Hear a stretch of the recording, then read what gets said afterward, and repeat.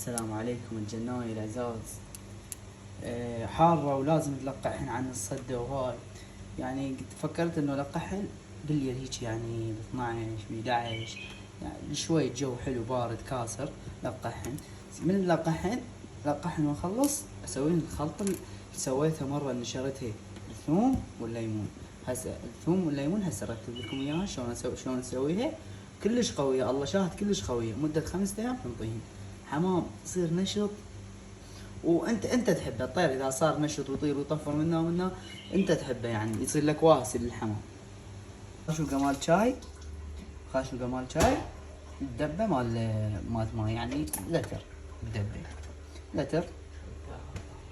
ورجعنا لكم قصيت الليمونات وهذا ثوم هي سويته، وبعد يعني راح اقصص بيه كليش وبس ماي الليمون ويا الثوم بس، يعني لا احط له ماي ولا شيء وبقلاص.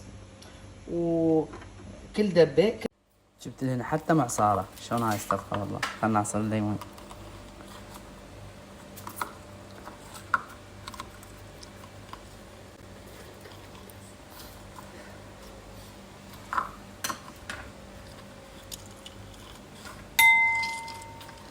يلا نعصر.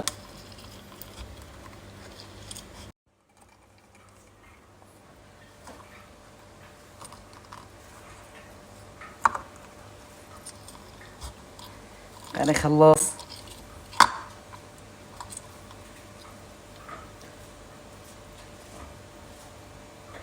شوف ايش قد صار بيه. بس خلينا نسوي هاي الثاني.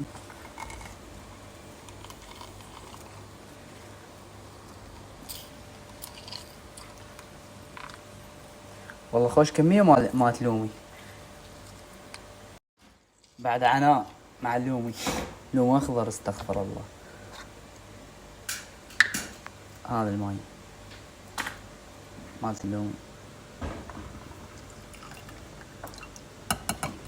كملت الخلطة. خلطة سهلة بالعباس ومفيدة للحمام، الله شاهد عليه.